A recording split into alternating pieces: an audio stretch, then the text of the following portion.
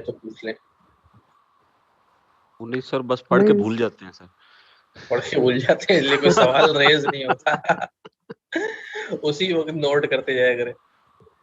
नहीं, ये बेहतर रहता है ऑनलाइन, अस्सलाम आप वालेकुम। करते हैं साथ साथ। वालेकुम अस्सलाम। सर ये मैक्स पूल हम डिस्कस कर रहे थे, तो आप बता देंगे वो क्या होता है? ये जो हाथ है। मैक्स पूल क्या होता है?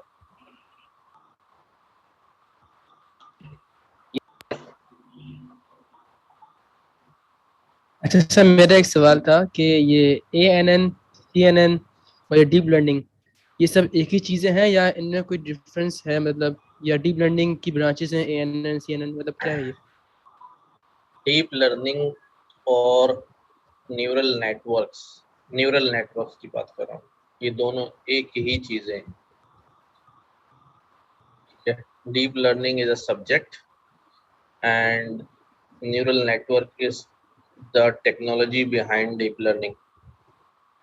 और न्यूरल नेटवर्क की टाइप्स हैं, these are ANN, CNN, RNN, fast RCNN, fastest RCNN और बहुत सारे जो है ना आगे नेटवर्क्स आपकी लाइफ में आएंगे। ये सब जो है नेटवर्क्स की टाइप है और ये टाइप चेंज होती रहती है। Task to task input type जैसा हमारा डाटा होता है, उसके हिसाब से नेटवर्क की टाइप जो है वो हम चेंज करते रहते हैं। होती सारी लेयर्स ही हैं, तो हम यूँ समझ कह लें कि अपने इनपुट डाटा की रिस्पेक्ट से हम लेयर्स की टाइप्स जो है वो डिफरेंट इस्तेमाल करते रहते हैं। इस तरह न्यूमेरिक डाटा हमने सॉल्व किया ANN के थ्रू, डेंस लेयर के थ्रू, इमेज प्रोसेसिंग की CNN के थ्रू, फिर आगे हम टेक्स्ट प्रोसेसिंग और टाइम सीरीज के प्रॉब्लम जो है वो सॉल्व करेंगे वो RNN के थ्रू एंड सो ऑन। ठीक है, okay sir. Excuse me sir, yes. Last time हम डिस्कस कर रहे थे कि आप क्या हफ्ते में 2 क्लासें ले सकते हैं एक वीक में? यार हफ्ते में मैं on behalf of my self में क्लास ले सकता हूँ, लेकिन वो सिर्फ कंटेंट रिवाइज तो करा सकता हूँ, आगे नहीं पढ़ा सकता। उसकी वजह ये कि ऑफिशियली हमें एक ही क्लास जो है वो असाइन है। फिर उस दूसरी क्लास में अगर बहुत सारे लोग जो हैं वो उस टाइम पे नहीं ज्वाइन कर पाते और हमारा सिलेबस आगे बढ़ता है उसके अंदर, तो ये हमारे लिए जवाब देना बाकी लोगों के लिए तो जो है ना मसला हो जाएगा कि हमने क्यों पढ़ा दिया एक एक्स्ट्रा टाइम के अंदर। तो हाँ, सर अगर आप आपको क्लास ले लें, जो हम लोगों को इश्यूज होते हैं वो रिजॉल्व कर दिया करें। हाँ, ये हो सकता है कि हम जो है वो क्या ये काम कर लें कि हम एक एडिशनल क्लास रख लें, एक रिवीजन क्लास रख लें, एक रिव्यू क्लास रख लें।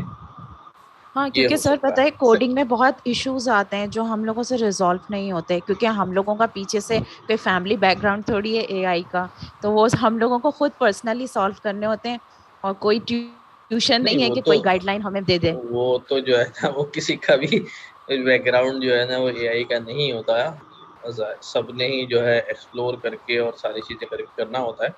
बहरहाल कंसिडरेबल है, तो उसके लिए जो है वो हम जो व्हाट्सएप ग्रुप चल रहा है उसके नहीं अंदर सर, मैं लेकिन बता आप दूंगा। तो व्हाट्सएप ग्रुप में भी कोई मैसेज का रिप्लाई नहीं करते सर। इतने इश्यूज आते हैं ना कोडिंग में, हम लोग एक एक दो दो अच्छा, 3 3 दिन लग जाते हैं एक प्रॉब्लम को सॉल्व करने में, लेकिन कोई हेल्प नहीं असल में करता। मैं आपको एक बात बताऊं ना, व्हाट्सएप ग्रुप के अंदर जो है, जब मैं व्हाट्सएप ग्रुप देखता हूँ तो कोई 150 मैसेज उसके अंदर आए हुए होते हैं। ठीक है, अब या तो मैं इतना टाइम लगाऊं कि मैं ऊपर से पढ़ता हूँ कि प्रॉब्लम चल क्या रही है और डिस्कशन चल क्या रहा है। नहीं सर, वो तो सब ऐसी चैट भी बहुत करते हैं, लेकिन जो हाँ, बिल्कुल यही बेसिक मसला है, यही प्रॉब्लम्स यही होते हैं मसला। ना, हाँ, नहीं, वो जैसे किसी प्रॉब्लम ने बहुत अपना पीछे चला है, वो जी, प्रॉब्लम बहुत पीछे चला जाता है ना, तो तो ये सर फिर मसला हो जाता इसीलिए आप क्लास ले लेना इस तरह से एक्स्ट्रा, के हम लोगों का जो प्रॉब्लम हो है। सिर्फ वो स्टूडेंट उसमें मैं क्लास में आ जाएं।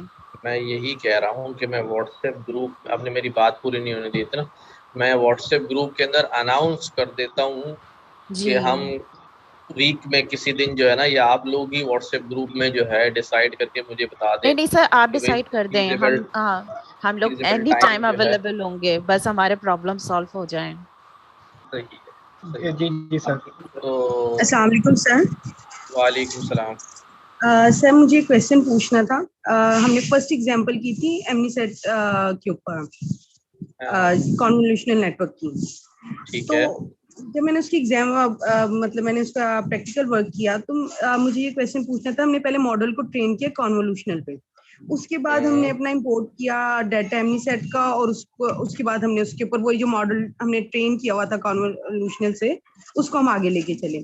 तो जो हमने सबसे पहले लेयर कॉन्वोल्यूशनल नेटवर्क की अप्लाई की, उसके अंदर हमने इनपुट शेप दी 28 की, जो कि हाइट विड्थ और कलर चैनल हो गया। मुझे ये नहीं समझ आ रही थी इसमें इनपुट जो इमेजेस हैं वो कहाँ पे आई, क्योंकि डाटा हमने बाद में इंपोर्ट किया हुआ है।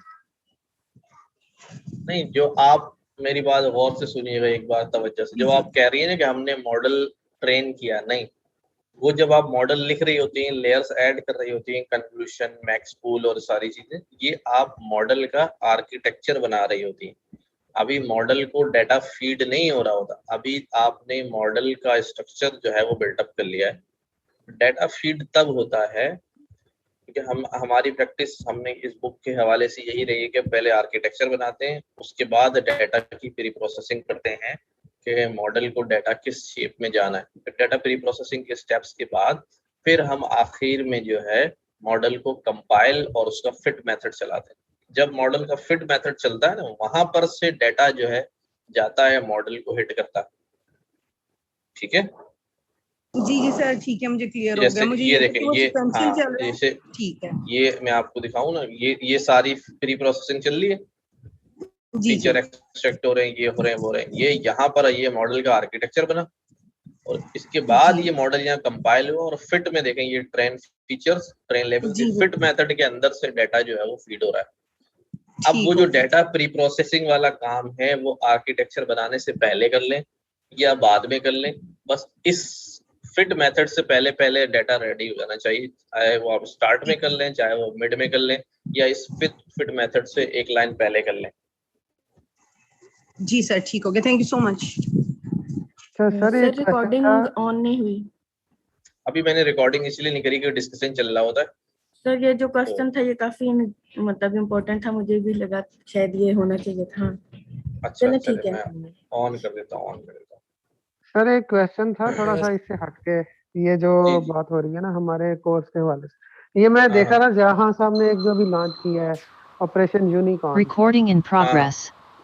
तो इसमें सर वो 5-6 ऑप्शन बता रहे थे कि इस तरीके से कुछ काफी प्रोस्पेक्टिव सा लग रहा था सर आगे। तो आप क्या कहते हैं इसको प्रिसाइजली, क्योंकि आप तो टीम में हैं, आपको कुछ जहन में एक प्रेसी सी बनी होती है कि यार ये इस तरह फायदा हो सकता है हम सबको, कुछ बोलेंगे उस पर थोड़ा सा, कोई थोड़ा सा आपके अच्छा, ख्याल में क्या ऑपरेशन यूनिकॉर्न जो है वो एक बहुत ही ज्यादा एक्सटेंसिव जो है ना, वो एक प्रोग्राम है जिसके अंदर जो है बहुत सारी टेक्नोलॉजीज का जो है वो मर्जर है।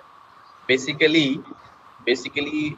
इन सारी चीज़ों को पढ़ने और करने का मकसद क्या, हम अभी जो पढ़ रहे हैं, ठीक है, वो हम सिर्फ एक पोर्शन पढ़ रहे हैं, that is AI.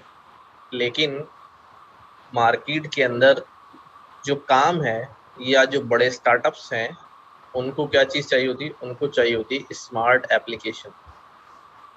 Smart application के अंदर ऑटोमेटिकली कुछ चीज़ें एआई की होती हैं, कुछ चीज़ें आईओटी की होती हैं, बैकएंड पे उनको ब्लॉकचेन चाहिए होता है, फ्रंट एंड की टेक्नोलॉजीज चाहिए होती हैं। तो एआई का पार्ट भी होता है। हर चीज़ जो है वो उस स्मार्ट एप्लीकेशन में, स्केलेबल एप्लीकेशन को बनाने में इन्वॉल्व होती है। और ज़ाहिर डेफिनेट बात है कि हर काम जो है एक ही बंदा जो है वो नहीं करता। एआई वाला काम एआई वाला बंदा करेगा, आईओटी से इम्बेड करना है आईओटी वाला बंदा करेगा, बैकएंड पे ब्लॉकचेन इंप्लीमेंट करनी है वो करना पड़ेगा।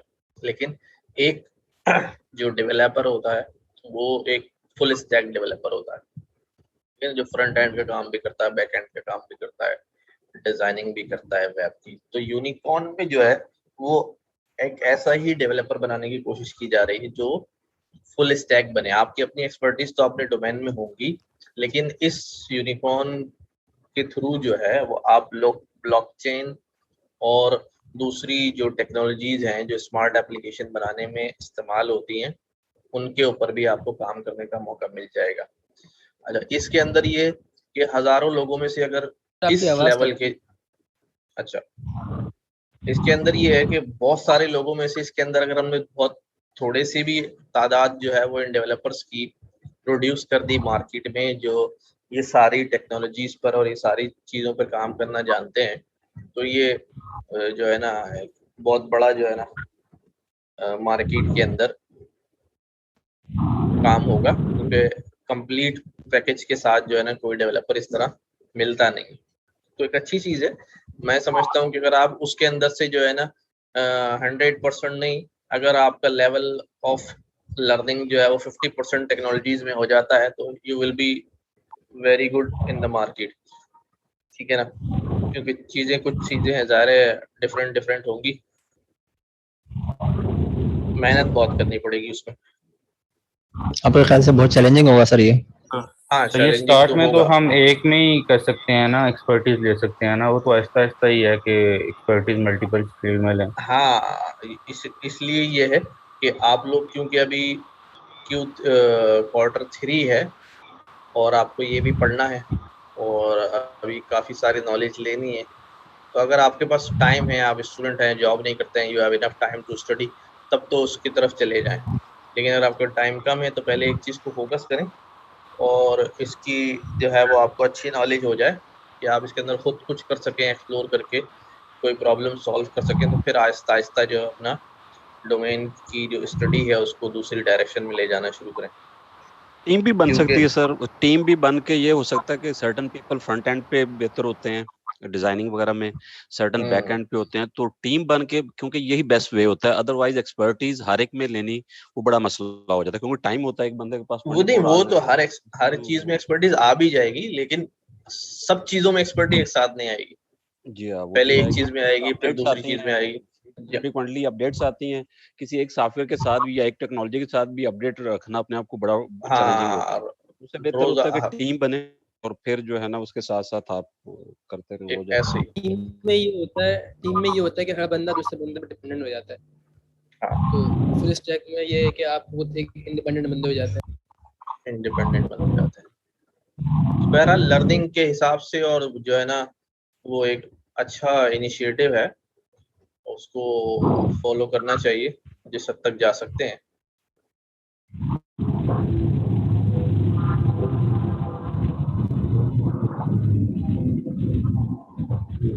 सर ये एक एरर कॉमन आ रहा था उसमें जब ऑगमेंटेशन यूज की थी कि TensorFlow your input data run out of data interrupting training. अपनी स्क्रीन को जो है ना वो शेयर करें ताकि वो एरर को मैं देखूं। सर वो कोड अभी है नहीं मेरे पास, वो किसी और जगह में सर मेरे साथ भी एक इशू है, मैं स्क्रीन शेयर करूं? जी कर लीजिए।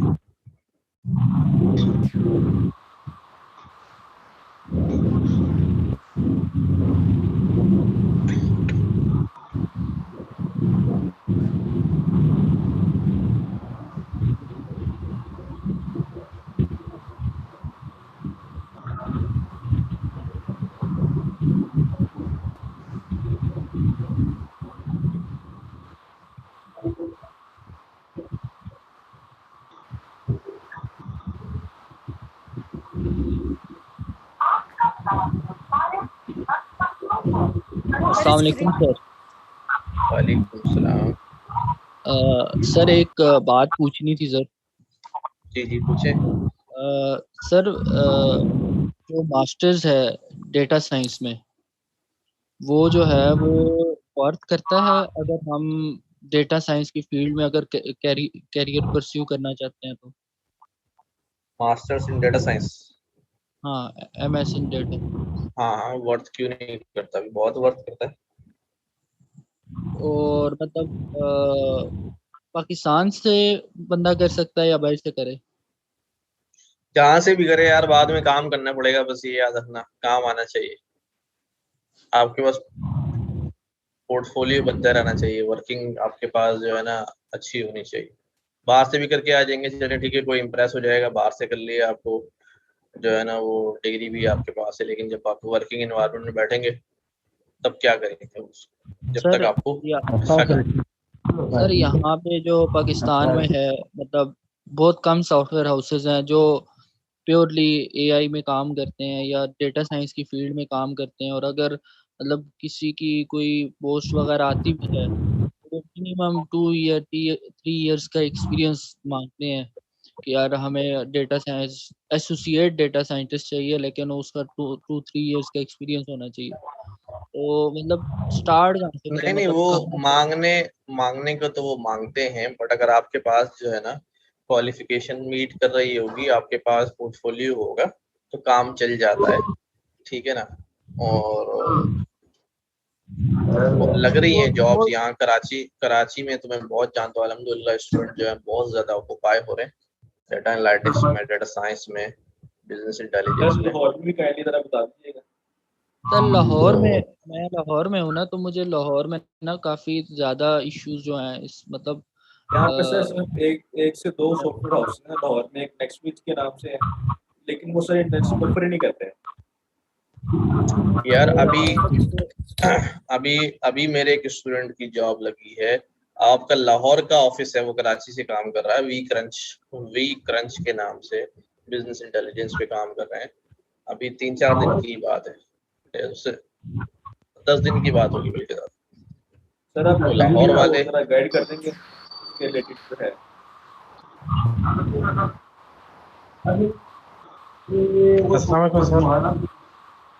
और इस वक्त जो है वो रिमोट जॉब चल रही है, तो उसमें तो मसला ही नहीं है लाहौर का होना या कहीं और का होना, सब होम बेस्ड चल रहा है काम।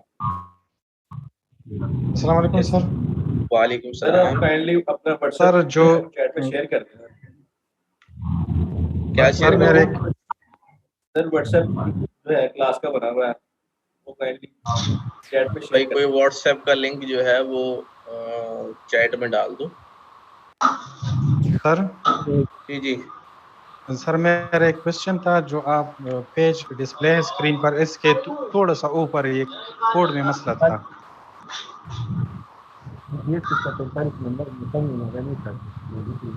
ये नीचे, इससे नीचे थोड़ा सा,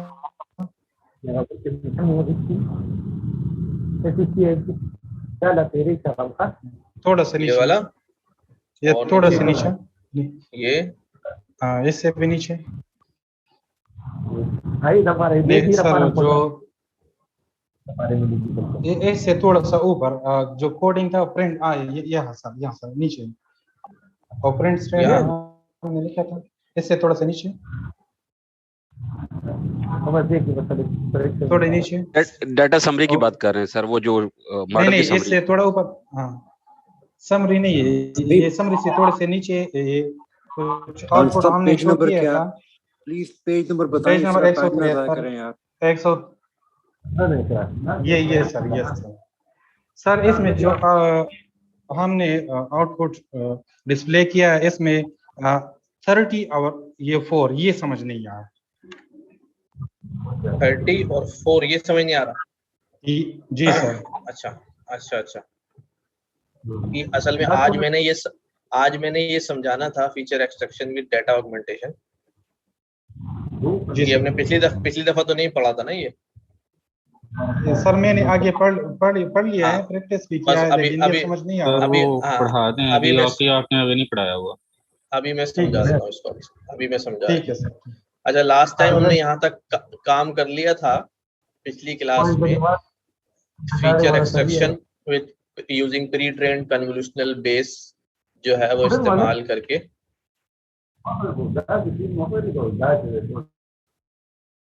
ठीक है, feature extracting features using pre trained convolutional base, ये हमने काम कर लिया था, जो मैंने आपको समझाया था कि किस तरह जो है वो यहाँ पर कन्वोल्यूशनल बेस जो है वो इस्तेमाल किया जाता है, और करंट हमारी जो पिक्चर्स हैं उनका इनपुट जो है वो यहाँ पे दे दिया जाता है, और यहाँ से जो फीचर्स निकलते हैं ट्रेन फीचर्स, वैलिडेशन और टेस्ट फीचर्स में किस तरह उनको सेव किया जाता है, उसके बाद उनकी डायमेंशन चेंज करके अपने मॉडल को इनपुट के तौर पे यहाँ पे दे दिया जाता है टेस्ट, और हमारे पास जो है रिजल्ट आ जाता है। अब की बारी जो हमने काम करना था वो feature extraction with data augmentation करना था। अच्छा, डेटा ऑगमेंटेशन करने के लिए ये खुद कहते हैं कि इट्स अ लॉन्ग प्रोसेस, क्योंकि डेटा ऑगमेंटेशन में डेटा जो है ज़ाहिर बहुत ज़्यादा बढ़ेगा। तो हमारा सिस्टम जो है, जो नॉर्मल सीपीयू है मेरे आपके पास, वो उसको कैटर नहीं कर पाता, वो थोड़ा सा हैंग हो जाता है या बहुत ज़्यादा टाइम लेता है। तो कोशिश ये करें इसके लिए जीपीयू चलाएं, या अब जीपीयू अगर किसी के पास है दैट्स वेरी गुड, नहीं है तो फिर इसको कोलैब पे काम करना पड़ेगा। कोलैब पे काम करने के लिए आपको छोटा सा जो है ना वो थोड़ी सी एक्सप्लोरेशन करनी पड़ेगी। इसके अंदर आप लिखेंगे यहाँ पर, ये मैं आपके लिए छोड़ रहा हूँ कि how to mount data on Colab from drive. आपका जो डाटा है कैट एंड डॉग वाला डाटा, वो अपनी गूगल ड्राइव पे रख देंगे आप। गूगल ड्राइव पे रखने के बाद उस डाटा को आप माउंट करा लेंगे, ठीक है, कोलैब के साथ एक छोटी सी कमांड देके, तो वो आपका डाटा जो है गूगल ड्राइव से कोलैब पे कनेक्ट हो जाएगा। तो और गूगल कोलैब के ऊपर जब आप काम कर रहे होंगे तो you can easily use GPU TPU जो भी आपने यूज करना है वो वाला जो है प्रोसेसर जो है वो इस्तेमाल कर लेंगे।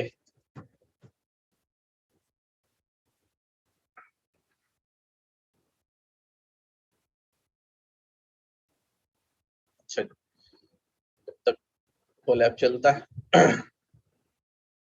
अच्छा, कुछ चीजें जो इसके अंदर समझते हैं हम कि अभी ये क्या कर रहे हैं। सबसे पहले तो सिंपल काम किया हुआ है,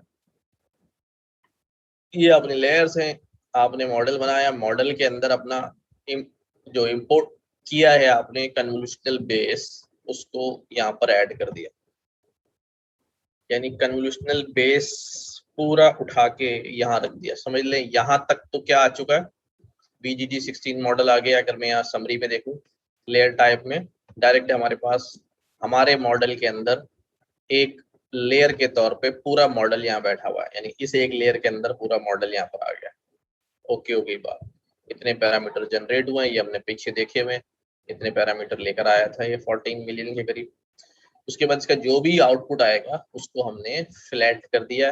फ्लैटन लेयर जो है स्टेटलेस है, इसमें कोई पैरामीटर जनरेट नहीं हो रहा। ओके, फिर उसके बाद हमने जो भी आउटपुट आया उसे डेंस लेयर को दे दिया, सिग्मोइड लगा दिया, बाइनरी क्लासिफिकेशन है। अच्छा, ये सिंपल सा काम है, मेरे ख्याल में इसमें कोई इशू नहीं होना चाहिए आपको। पिछली दफा से चेंज है, पिछली दफा हमने अपना इनपुट लिया था, उसको कन्वोल्यूशनल बेस को प्रेडिक्ट कराया था, उसको सेव करा दिया। अभी ऐसा काम नहीं कि हमने डायरेक्ट मॉडल उठा के अपने मॉडल के अंदर इम्बेड कर दिया, ठीक है। अब क्या है लेकिन इम्बेड तो हमने कर दिया है, हम कराने जा रहे हैं फीचर एक्सट्रैक्शन विद ऑगमेंटेशन। थोड़ी सी टेक्निक यहाँ पर चेंज होगी। ये कहते हैं कि भाई BGD16 में आपके पास 14 मिलियन पैरामीटर्स हैं जो बहुत ज्यादा है, और जो क्लासिफायर आप डेंस का लगा रहे हैं उसके भी 2 मिलियन पैरामीटर्स हैं। 2 मिलियन पैरामीटर्स यहाँ पर ही आ गए, ठीक है। तो टोटल जो है वो 16 मिलियन पैरामीटर हो गए। तो before you compile and train the model, अगर आप इस सूरत में कंपाइल करेंगे और मॉडल की ट्रेनिंग शुरू करेंगे तो क्या होगा, सारे पैरामीटर डिस्टर्ब हो जाएंगे। ये 16 के 16 मिलियन पैरामीटर जो है वो डिस्टर्ब हो जाएंगे, और BGD16 की जो ट्रेनिंग आपके पास इंपोर्ट होके आई हुई है प्री ट्रेनिंग, वो भी सारी की सारी जो है वो डिस्टर्ब हो जाएगी। तो it's very important to freeze the convolutional base. आप कन्वोल्यूशनल बेस को फ्रीज कर देंगे। फ्रीज का मतलब क्या होता है? फ्रीज का मतलब ये होता है कि उस मॉडल के पैरामीटर्स अब डिस्टर्ब नहीं होंगे, वो फ्रीज हो गए। यानी अगर पूरे मॉडल की ट्रेनिंग करा रहे हैं और जितनी लेयर्स आपने फ्रीज की हुई हैं तो उन लेयर्स की ट्रेनिंग जो है वो डिस्टर्ब नहीं होगी, जो भी उनके वेट्स हैं वो डिस्टर्ब नहीं होंगे। इसीलिए यहाँ पर जब समरी देखते हैं तो बाज जगह पर ट्रेनेबल पैरामीटर्स लिखा होता है, बाज जगह पर और अगली लाइन में नॉन ट्रेनेबल पैरामीटर्स लिखा होता है। इसका मतलब ये होता है कि ट्रेनेबल पैरामीटर्स ये वो पैरामीटर्स हैं जो ड्यूरिंग ट्रेनिंग चेंज होते रहेंगे, अपडेट होते रहते हैं।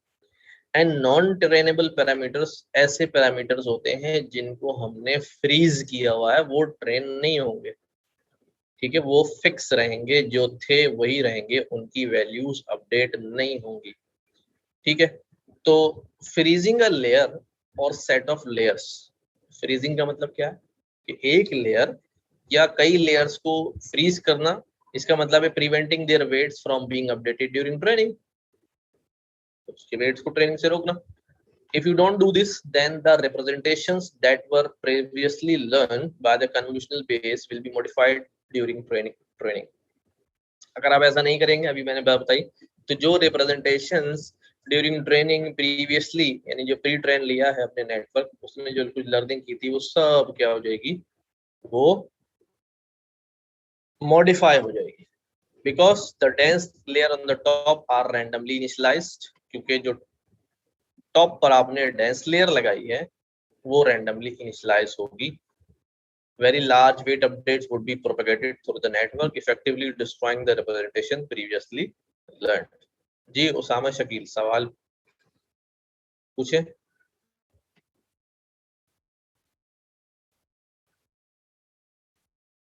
उसामा। सर सवाल ये पूछना था कि इसका मतलब है कि मतलब जब भी प्री ट्रेन मॉडल जो है वो ट्रेन हो जाएगा, मतलब पहले ट्रेन हुआ फिर बाद में, तो उसके वेट्स जितने भी हैं वो फ्रीज होते जाएंगे खुद ही? नहीं, खुद नहीं होंगे, खुद नहीं होंगे। देखें, इसको यूं समझ लें, मैं आपको डायग्राम ड्रॉ करके समझाने की कोशिश करता हूँ कि हमारे पास जो है ये एक जो है ना प्री ट्रेन मॉडल है, सॉरी, ये एक हमारा प्री ट्रेन मॉडल है जो हमने ले लिया है, ठीक है, और ये प्री ट्रेन मॉडल है, ठीक है, और ये हमारे पास हम एक मॉडल की लेयर्स लगा रहे हैं, दूसरी लेयर लगाई हमने,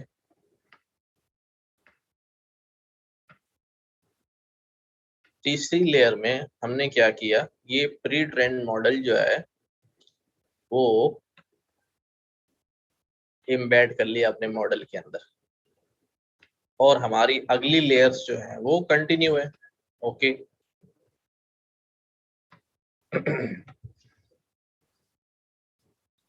अब होगा क्या, अब होगा भाई ये कि जब ट्रेनिंग शुरू होगी, जब ट्रेनिंग शुरू होगी तो इसके वेट्स अपडेट होंगे, फिर इससे निकल के इसके वेट अपडेट होंगे। अच्छा, इसके वेट जो हैं वो पहले ही ट्रेंड वेट्स हैं जो हम ठोक बजा के जो है ना लेकर आएंगे, ये मॉडल के वेट्स जो है ना अपडेट एंड ट्रेनिंग अच्छी हुई। जब ये इनपुट इसके अंदर जाएगा, ठीक है, जब ये इनपुट इसके अंदर जाएगा तो डेफिनेटली इसके वेट्स क्या हो जाएंगे, डिस्टर्ब होना शुरू हो जाएंगे, चेंज होना शुरू हो जाएंगे। अच्छा, अब जब इसके वेट्स चेंज होना शुरू हो जाएंगे तो इसकी जो ट्रेनिंग जो पहले हुई थी, मैं ये नहीं कह रहा कि वो जो है ना और अच्छी हो जाएगी और बुरी हो जाएगी, लेकिन ये वेट्स जो है वो डिस्टर्ब हो जाएंगे। तो जिस आउटपुट की बुनियाद पर आपने इसको सिलेक्ट किया था वो आउटपुट अब चेंज आने लगेगा, यानी इसकी ट्रेनिंग मजीद खराब भी हो सकती है, मजीद अच्छी भी हो सकती है, लेकिन ज्यादा चांसेस ये हैं कि इसकी ट्रेनिंग जो है वो खराब हो जाएगी। खराब हो जाएगी तो आपके जो आउटपुट्स हैं वो यहाँ पर जो है ना डिस्टर्ब हो जाएंगे, तो इस पूरे को यूटिलाइज करने का जो मकसद था वो जाया हो जाएगा, क्योंकि सारे वेट जो है, और अगर इतने सारे वेट जब शुरू से लेके आखिर तक ट्रेन होंगे तो it will take a long time. ये बिल्कुल हमारा नॉर्मल एक मॉडल की तरह काम करेगा, जिस तरह हम अपना स्क्रैच से मॉडल बनाते हैं और वो इतना लंबा जो है ना ट्रेनिंग में टाइम लेता है, सारी चीजें लेता है, तो फिर तो कोई फायदा ही नहीं हुआ। तो फिर बेसिकली अब क्या होगा, अब जो बात मैं करने जा रहा हूँ वो ये है कि हम क्या करेंगे, हम जो मॉडल ले रहे हैं इस मॉडल के अंदर हम क्या करेंगे, फॉर एग्जाम्पल हम इसकी, ये हमारा प्री ट्रेन मॉडल है, हमने इसको क्या करना है, हमने इसको फ्रीज कर देना है, ठीक है, ये फ्रीज्ड मॉडल है। और अब क्या होगा अब ये होगा कि भाई जब हम ट्रेनिंग शुरू करेंगे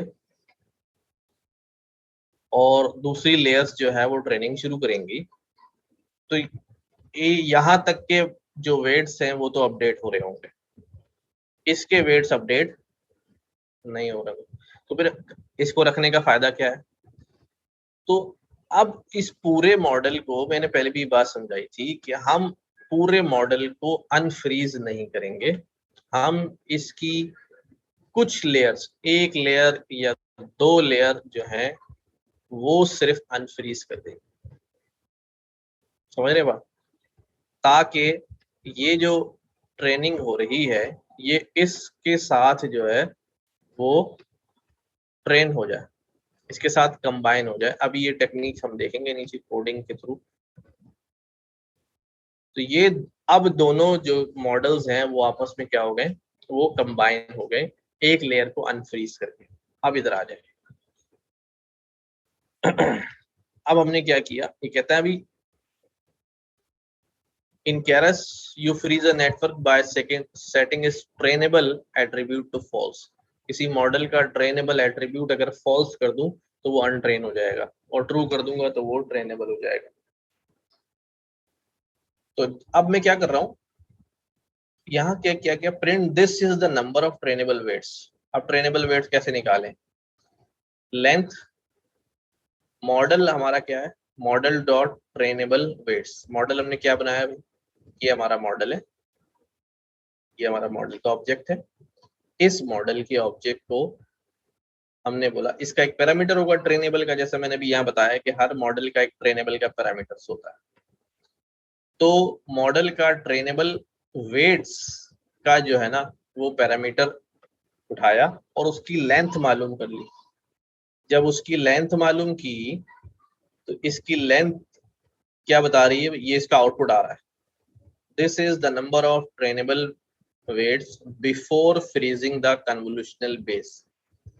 ठीक है, ये कह रहा है कि भाई 30 ट्रेनेबल वेट्स। अच्छा, कन्वोल्यूशनल बेस का ट्रेनेबल अब हमने क्या कर दिया है, फॉल्स कर दिया। अब जो ट्रेनेबल थे वो सारे के सारे फॉल्स हो गए। अब हमने आफ्टर फ्रीजिंग जब हमने इसकी लेंथ ली है तो ये क्या बता रहा है, मॉडल डॉट ट्रेनेबल वेट्स। अब इसके जो ट्रेनेबल वेट्स आ रहे हैं after freezing the convolutional base वो कितने आ रहे हैं, 4 आ रहे हैं। ठीक है, तो ये फ्रीज करने से पहले और फ्रीज करने के जो है ना वो बाद है। अब आगे देखेंगे इसको हम करेंगे क्या। With this setup, only weights from the 2 dense layer that you added will be trained। अब क्योंकि हमने ट्रेनेबल को बिल्कुल ही फ्रीज कर दिया है, जैम कर दिया, ठीक है, तो that's total of 4 weight tensors, 2 per layer। 4 wait tensors जो है ना वो जनरेट होंगे। जी नुमान अजीज सवाल पूछ रहे हैं।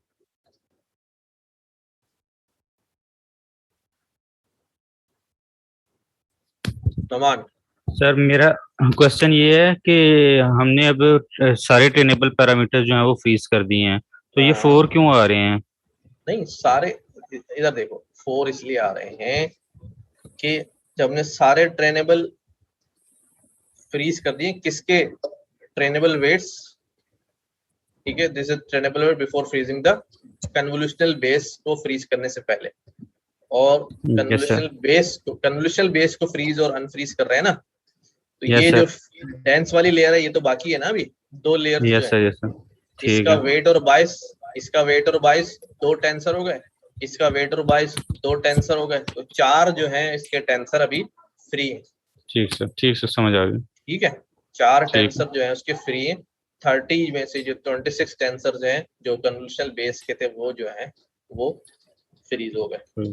ठीक सर। अच्छा, तो अब ये जो सेटअप लगा है इसमें कन्वोल्यूशनल बेस तो फ्रीज हो गया, लेकिन ये यहाँ पे ये बात आ गई, टोटल ऑफ 4 वेट टेंसर्स, जो 2 टेंसर हैं 2 पर layer, the main weight matrix and the bias vector, ये 2 हर लेयर में होंगे ना, 2 टेंसर हर लेयर में होते हैं, एक वेट का टेंसर एक बायस का टेंसर, ये बाकी रहेंगे। Note that in order for these changes to take effect you must first compile the model. अब हमने क्या करना है, हमने स्टेप को याद रखिएगा कि इसी सेटअप के साथ मॉडल को कंपाइल करना है। कन्वोल्यूशनल बेस फ्रीज है, डेंस लेयर अनफ्रीज है। If you ever modify weight trainability after compilation, you should then recompile the model or these changes will be ignored. अगर आप मॉडिफाई करेंगे, मॉडल को मॉडिफाई करेंगे, वेट ट्रेनेबिलिटी को model modify करेंगे, change करेंगे, true false करेंगे, तो हमें मॉडल को दोबारा कंपाइल करना पड़ता है, याद रखिएगा, खाली फिट मेथड नहीं। कंपाइल मॉडल हमेशा, मॉडल के अंदर जब भी चेंजेस करेंगे ना, आप कोई नई जो है ना पैरामीटर मॉडल के अंदर इंट्रोड्यूस कर रहे हैं, तो कंपाइलेशन का स्टेप आपको रिवाइज करना पड़ेगा ताकि उसकी नई ऑब्जेक्ट फाइल बन जाए और फिर उसके ऊपर फिट मेथड चले। वरना अगर आप कंपाइल नहीं करेंगे, मॉडल में चेंजेस कर लेंगे, मैं ये बात दोबारा बता दूं, जैसे ये मॉडल है, इसको मैंने चला लिया, चल गया। अब अगर मॉडल में यहाँ पे मैं 256 के बजाय 512 लगा रहा हूँ, तो मुझे मॉडल को डेटा देने से पहले उसको एक बार फिर कंपाइल का फंक्शन जो है वो दोबारा चलाना पड़ेगा ताकि ये चीज मॉडल के अंदर इंप्लीमेंट हो जाए, अदरवाइज वो प्रीवियस आउटपुट ही दिखाएगा। अच्छा, अब क्या हो गया? Now you can start training your model with the same data augmentation configuration that used in the previous model. अभी क्या हुआ है? सेटअप क्या है? सेटअप ये है कि हमारा कन्वोल्यूशनल बेस जो हमने इंपोर्ट किया है वो फ्रीज है, सिर्फ डेंस लेयर जो है वो ओपन है। उसी डेंस लेयर पर रहते हुए वही हमने अपना जो डेटा ऑगमेंटेशन वाला कोड था उसको इम्प्लीमेंट किया एज इट इज, कोई चेंज नहीं हुई, हमारा डेटा सेट वही है, इसलिए कोई इसमें चेंजेस नहीं हुई है। वैलिडेशन टेस्ट ये हमने यहाँ पर कंपाइल लगाया, कंपाइल लगाने के बाद मॉडल डॉट फिट लाया। अभी हमारा जो है वो कन्वोल्यूशनल बेस फ्रीज है। अच्छा, बाज लोग जो मुझे एरर कोट कर रहे थे कि जिनके पास एरर आ रहा है, उनको मैं बता रहा हूँ कि अगर आपका सिस्टम नहीं चला पा रहा हो, वो सिंटेक्स एरर नहीं दे रहा, वो कंपाइलेशन और प्रोसेसिंग का एरर दे रहा है, तो आप सबसे पहले क्या करेंगे, ईपॉक्स स्टेप्स पर ईपॉक जो है वो रिड्यूस कर देंगे। ये 100 है, इसको 50 कर दें। वैलिडेशन ईपॉक्स 50 हैं, इसको 25 कर दें। इन केस अगर 50 पे भी नहीं चलता तो आप इस पैरामीटर को हटा दें, स्टेप्स पर ईपॉक्स को हटा दीजिए, वैलिडेशन स्टेप्स को भी हटा दीजिए या 0 सेट कर दीजिए, तो आपका जो सीपीयू है वो इस काबिल हो जाएगा कि वो प्रोसेसिंग जो है वो कर सकेगा। और वो जो एरर आपके पास ड्यूरिंग ईपॉक चलने के 1-2 ईपॉक के बाद ही वो एरर आ जाता है, ये 5 ईपॉक के बाद आ जाता है, वो एरर जो है वो रिमूव हो जाएगा। वो इस वजह से है कि ये जब 100 ईपॉक्स लेते हैं, यानी एक डेटा भेजने में हमें एक स्टेप लेना पड़ता है, एक ईपॉक आइट्रेशन होती है, उस आइट्रेशन को 100 पार्ट्स में डिस्ट्रीब्यूट कर देता है। तो अगर आपके पास 100 डेटा एग्जाम्पल्स हैं तो 100 मल्टीप्लाई 100 वो 10,000 स्टेप्स हो जाते हैं। तो ये प्रोसेसिंग बहुत ज़्यादा ह्यूज हो जाती है, जिसकी वजह से आपके पास वो डेटा शॉर्टेज का जो है ना वो एरर देना शुरू कर देता है। तो आप लोग क्या करेंगे, दोबारा रिपीट कर रहा हूँ, इस पैरामीटर को रिमूव कर दें या पहले लेस करके देखें कि अगर आपका सिस्टम इसको हजम कर पा रहा है कम करने के बाद तो वेल एंड गुड है, फिर भी नहीं हो पा रहा इसको कम करते जाएं, या बिल्कुल नहीं हो पा रहा तो इसको 0 सेट कर दें या इसको रिमूव ही कर दें यहाँ से, तो भी काम जो है वो चल जाएगा। अच्छा, तो जब ये रिजल्ट अब हमने प्लॉट किया है यहाँ पर, let's plot the result again. As you can see you reach a validation accuracy about 96%. This is much better than you achieve with the small convolutional net train from scratch. ये बहुत ज्यादा अच्छी accuracy है जो हमने convolutional network scratch से from very beginning of this chapter हमने train किया था, उससे बहुत अच्छी है। लेकिन अभी इसके अंदर क्या हुआ है, अभी इसके अंदर जो सेटअप हुआ है वो ये हुआ है कि प्री ट्रेन नेटवर्क जो हमने इस्तेमाल किया है वो हमारे पास डायरेक्टली यहाँ पर यूज किया हमने। यूं समझ लो कि ये पूरा VGG16 ही आ गया है, पूरा VGG16 पे ही काम किया है हमने, सिर्फ आगे डेंस लेयर जो है वो अपनी अटैच कर दी है, जो हम शुरू से ये बात करते हुए आ रहे हैं कि हम प्री ट्रेन नेटवर्क इस्तेमाल करेंगे, उसका टॉप जो है वो रिमूव करेंगे, अपना मर्जी का टॉप लगाएंगे और उसके ऊपर ट्रेनिंग कर देंगे। ठीक है, तो ये काम बड़ा सिंपल सा ही काम हो गया। इसमें हमने जो है वो